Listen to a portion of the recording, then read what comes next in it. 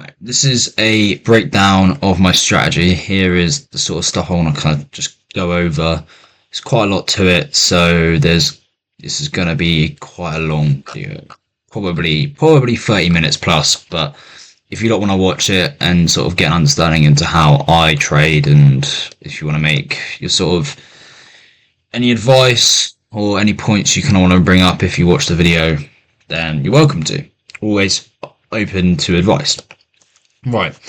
Point one would be get an understanding of what's happening in global affairs like macroeconomics, and because this is what drives big, like the moves in the market. Retail investors, institutional traders, what they're doing and how they're thinking and feeling, that's what drives the market, not algorithms and all this like bollocks. Like obviously algorithms are used on low time frame moves, but they're on like seconds time frames. Like that's what the institutionals, like traders at banks and at like other institutions, use to get an edge on the lowest time frame possible. They use like quantum computing, like second to second trading, whereas this is different.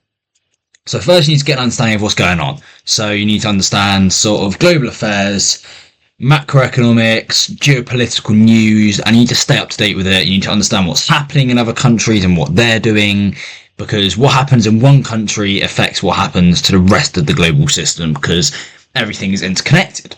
You need to do research into what and why your pair will be moving. So who's the key player in the market? So for gold, for instance, there's a huge amount of institutional traders and retail investors. So retail investors are just like your average Joe, people like me who just stick some money in gold, like from their life savings and that kind of thing. They're retail investors, people who aren't involved in banks and other monetary companies. You need to understand why your pair moves this way, and you need to understand what and why the emotions of one person is, and why that emotion is that way. Like what's happening, for instance, in India and Pakistan, or what's happening in Ukraine, and how that's going to affect other investors' thoughts and feelings about the market, whether it'll be bullish, bearish, or just stagnated. Second thing is time frames. So obviously right now you're just reading off of my thing, but in the background you can see FX replay. Now time frames are key, because the higher the time frame, the higher the power. That's just the general phrase you have in trading. So right now we're on the 4 hour, and we can see that we're in a bullish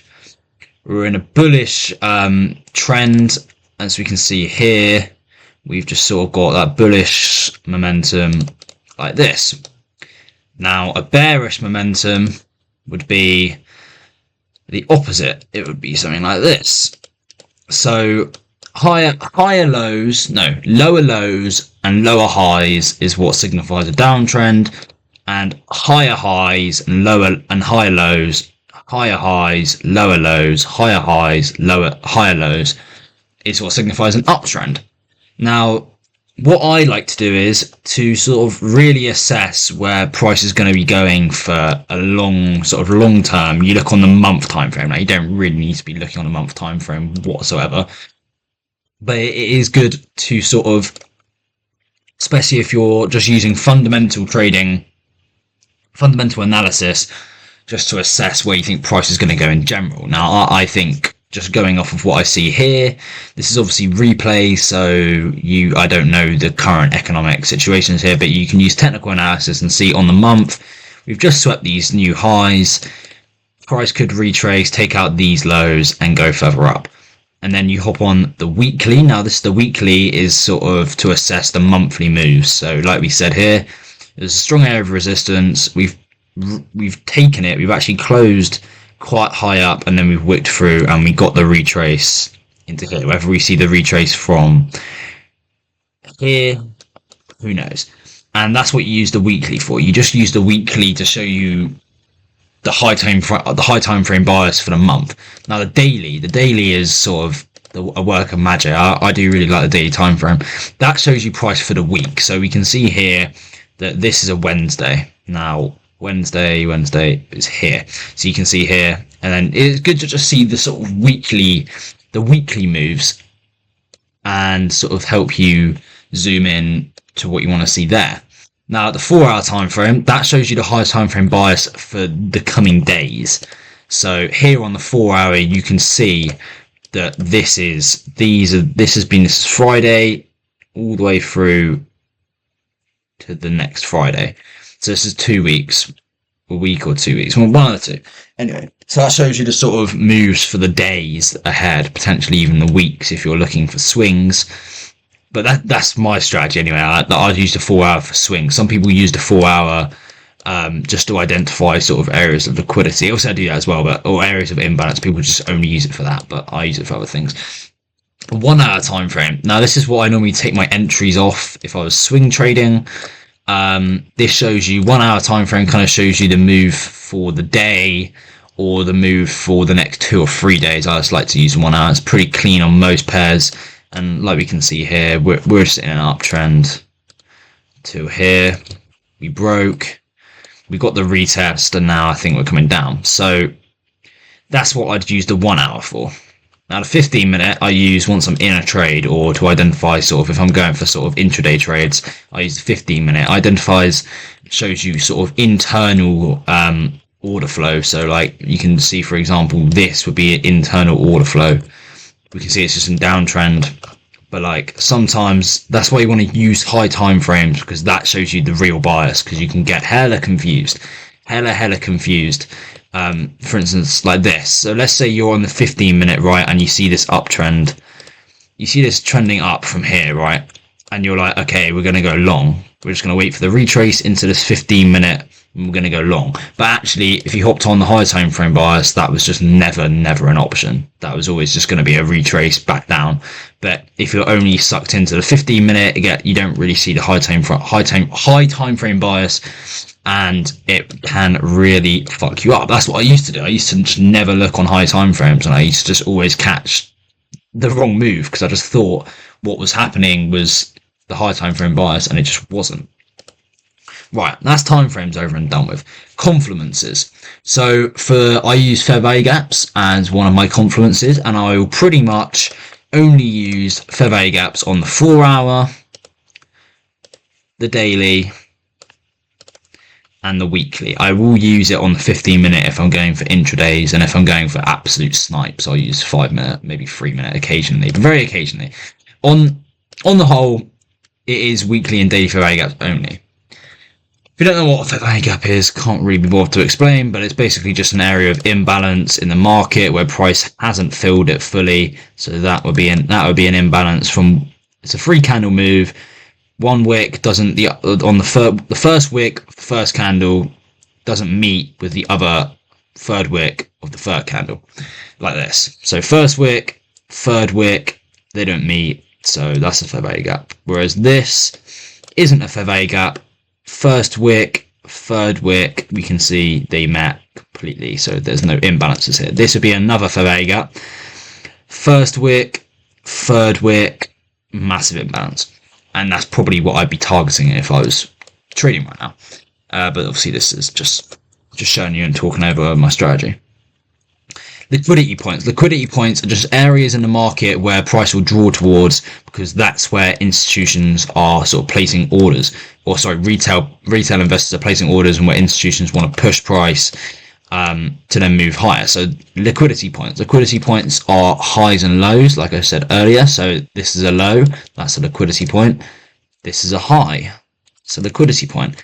But you don't really want to be targeting low time frame liquidity points, because they're not strong draws on liquidity, because higher time frame holds higher power. Just keep repeating that, like that's just the right thing. Highs, lows, they're liquidity points. That's where price will want to draw towards before it moves higher up. So like if I was just to sort of, in fact, let's go for it. Let's actually see what happens. So I'm just going to go on 4-hour, and price will probably either want to draw towards the high or the low. I'd imagine it will probably want to draw to the high, since we just made the low up here. So I'd imagine price will probably want to draw towards there. If not, it will draw to the price below. Now it's looking like it's going to draw to the price below. Sweep the lows, Holy shit, this takes a long time. It's just some shocked market price action right now. Okay, yeah. So we draw towards the lows, and I can't bother to show anymore, but that would probably be the retrace of it. Anyway, what is next? Next we have liquidity sweeps. So liquidity sweeps are what happens when price hits a liquidity point. So as we can see here, this is a really, really large draw on liquidity, highest high. Price sweeps it. So as we can see, there's not been a close above this wick. It's been a wick off, what you call a wick off. So as we can see, price hasn't closed above this high, and again, we've liquidity sweep. Liquidity comes, we draw towards liquidity, we sweep liquidity to sort of take those orders, and then we move in the other direction. That is what a liquidity sweep is. Double tops, double bottoms, they are basically just areas of, I'd say, stronger draws on liquidity where price has sort of created a double bottom. Let me see if I can find one. For instance, or a double top. So for instance, this would be a double top or double bottom. So we can see that they're pretty much equal double tops, double bottoms, double top in this case. And that's a stronger draw on liquidity. Look, sweep, and we move down again, creating lower lows. And we swept this high, we move down, swept this high, and we move down. So that's that for liquidity sweeps. Areas consolidation. Now I use this as support or resistance for like break and retest sort of strategies. Consolidation is just area where liquidity is sort of building or lying, and you usually find this on sort of lower time frames. So if you go on the hourly, for example, actually this would be quite a nice example here. So this is sort of just an area of consolidation, or even if you jump, I like to use this session based. So like here, this is a great example where Asia just consolidated in this zone here. We then got the break, and unfortunately, obviously, we weren't. This isn't the high time frame burst. But if you're going to use areas of consolidation, you have to use it aligning with high time frame biases. And I was obviously short during this period, and I was just going over it with you, so this wouldn't be valid for me. Plus, this was a fucking reverse because we got the sweep, but we don't got the fuck that one. Anyway, I don't really use that one that much, but it's good to just use it on a low time frame as for areas to draw towards, because that's just what it does. And then you got the standard breaker structure and market structure shift. They're just your fucking go-to confluence. You don't want to be using that too heavily. It's just good to identify on the high time frame. Obviously, using it on the high time frame because that holds higher power.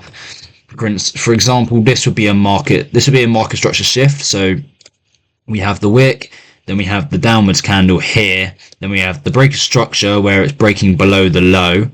So here it's broken below the low, it's closed below the low. That would be the breaker structure.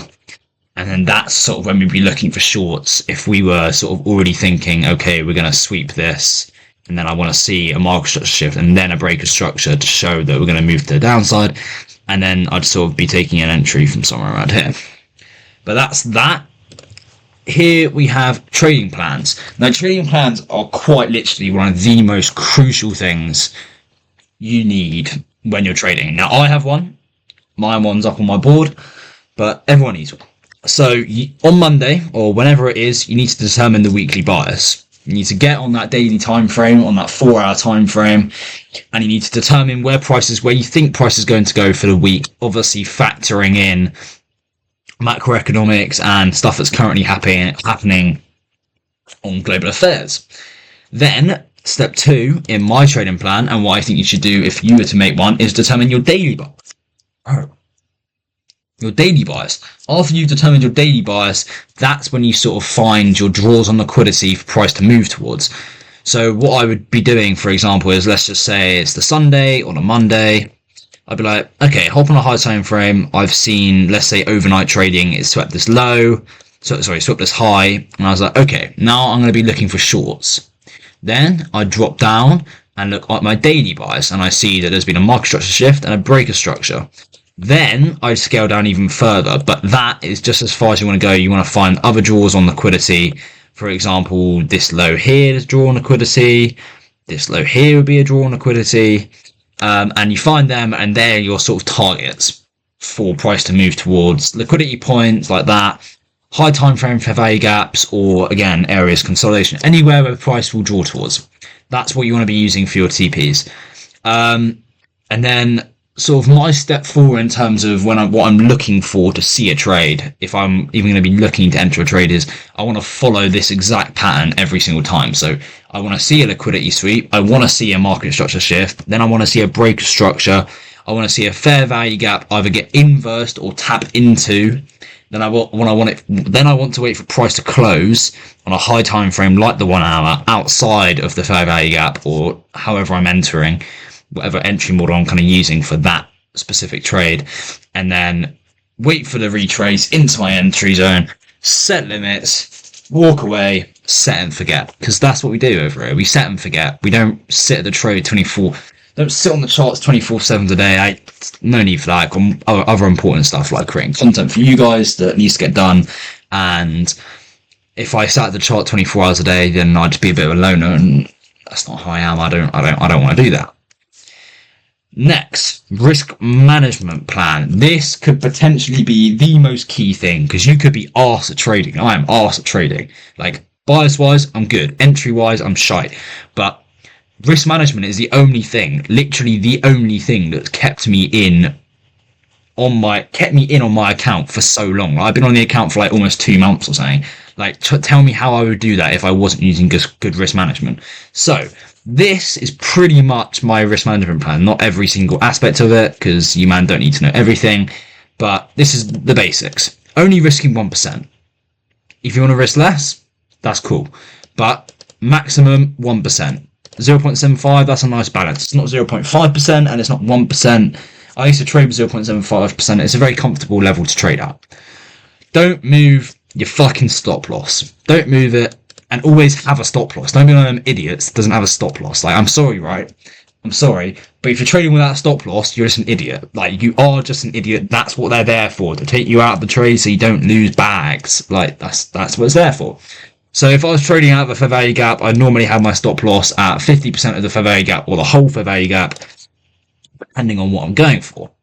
Rule 3, don't extend your take profit. Don't do it. And there's literally no reason to do it. And I used to be one of those people that used to just extend their TPs all the time. And I realized, it's like, why am I extending my TP? Am I happy with the risk reward that I'm getting? Yes. So the only reason I'd want to extend my TP is for greed, and that was a completely pointless emotion. You don't want greed at all. You don't need to feel that emotion when you're trading whatsoever. It's not helpful, and it's only going to make you perform worse. So don't extend your TP. If you've seen that you've sort of used your draws on liquidity for your TP, and the first one that you see, you take it. Whether it's a 1 to 2, 1 to 3, 1 to 4, don't go moving your TP because you think it's going to move to a 1 to 6 or 1 to 8. Like, just shut up. Just leave where it is and take the profits. Take the profits. You don't, like, let's be real, right? If you're on a 200k account and you hit a 1 to 4 hour trade, and you go to move your TP, you're being greedy. Like, you can't talk anything else. You're up 8 bags. If you've hit a 1 to 4, you're up 8 bags. Why are you trying to extend your TP? Like, that's more money than people see in like months, and you're doing it within a couple of hours or a couple of like days. Like, you don't need to extend your TP. Just be happy with the profits and walk away. Rule number 4, no re-entries after a loss. Walk away. I used to do this. I used to revenge trade quite a bit. Best way to stop this is just have the rule that's no re-entries after a loss. And after I implemented this into my risk management plan, that whole revenge trading completely went out of the way. I used to do it because I used to be so confident in my bias that I'd be like, I can't be wrong. And it's all right. I realize it's all right to be wrong. Like, it is perfectly okay to not be right and take a loss, because losses are inevitable. Like, you're never going to have a 100% win rate. It doesn't exist. Rule 5, only enter off of the 1 hour candle close or the 15-minute candle close if I'm intraday trading. Now, yes, obviously this isn't really something you need in your risk management plan, because this sort of kind of only applies to me, and if you're trading exactly how I'm trading, this just helped me sort of eliminate like way earlier entries than I'm already entering, than the ones I'm already having. Because what I would used to do is enter really early, too early, take a loss, re-enter, lose more, take another loss, lose more, and then re-enter again, and then after the third loss I'd walk away, whereas this time after the first loss I just walk away. Rule number 6. The only thing for me now, because I used to trade on a really low time frame and my bias used to change all the time, because I'm trading on a low time frame, so it doesn't always align with the high time frame every single candle. So the only thing that can change my bias is how price respects or disrespects a high time frame fair value gap or the area of support or resistance. So if I see a candle close outside of a 4 hour that I didn't think it was going to close out of, that kind of, not only does it change my bias, it makes my setup, if it was there, invalid. So I would be like, okay, I haven't seen what I want to see, and therefore I'm just going to step away. Rule 7. A previously tested area of support or resistance is more valid than a non-tested area. Now, this can obviously vary, but what I found from experience is, if price taps a fair value gap 4 different times on a high time frame, it seems to draw towards it more and respect it. And what I mean when I say it's more valid is it's more likely to respect it than an area that hasn't been tested before. That's just what I've noticed. So I implemented that into my rules, and that has helped. Rule 8. Only take partials on trades targeting more than the 1 to 4.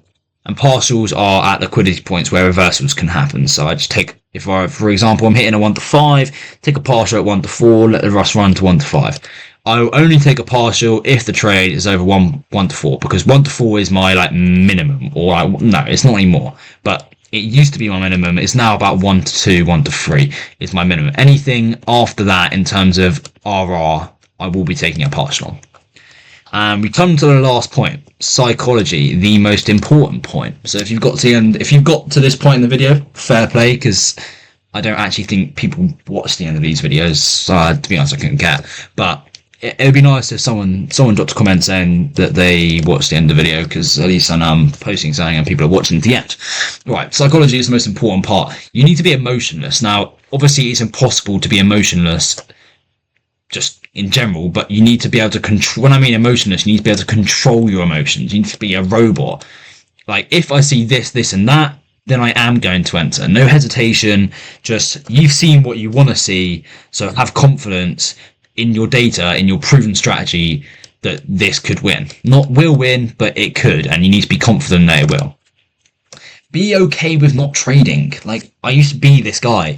I used to be this guy that had to just sit and stare at charts and trade every day. Like I don't know how I even did it. Like, I was just so obsessed with trading at one point. I just had to be on the computer on the charts all the time. Ain't no way I'd be doing that now. You need to be okay with not trading. Like, the market will always be there. There will always be a setup at some point in the future. It's not like, I always feel like a stress where, like, I was like, if I see a move and I'd be like, oh fuck, I could have caught that. But like, in reality, nah, I wouldn't have caught that, and there was no need for me to say that. Like, I go with this phrase, shoulda, woulda, coulda. Like, you don't, like, could have taken it, should have taken it, could have taken it, should have, like, just shut up. Just shut up. Don't need to be at the charts constantly, and I said this earlier, be okay with stepping away and not trading that day. You're conserving your capital. That's a good thing. Journal each trade. What do you think I'm posting trade recaps for? Come on now, guys. You need to journal each trade. You need to write down how you were feeling, and you need to write down where you think you can improve and what happened as a result of the trade. Was your bias right? Was your bias wrong? Did you enter early? Did you enter off of impulsiveness? Did you enter off of emotion? How did you enter? Everything. You need to journal everything. Journal everything. I have a journal. Can't be able to get out, but I have a journal. I write everything down. I write it on my computer as well. Post videos about it. Go back and watch the videos. All just good. It will just help you. This is a huge one. This guys, you need to take a breath. This is a huge one. This is a huge one. Detach yourself from the benefits of trading. Like, to me, it's just a game I want to win. Like, to me, I see the charts as a game I want to win. It's like Fortnite. Like, you want to get a Vicky Royale, innit? Like, obviously want to drop a 20 bomb and and get a Vicky Royale. But you want to detach yourself from the benefits. This is the big bit, the benefits, the bread. You need to detach yourself from the bread, because as soon as you're caught up in the fact that, see, I've done this and I'm going to wipe it away. It's on my like weekly planner, but I use it as something else. Like I was going to buy a 50k Top Step account, and I planned out everything I was going to get a 4% payout, and I planned out everything I was going to do with it. And every time I look at it now, it's actually kind of helping me. I might keep up, because every time I look at it now, I'm like, am I stupid?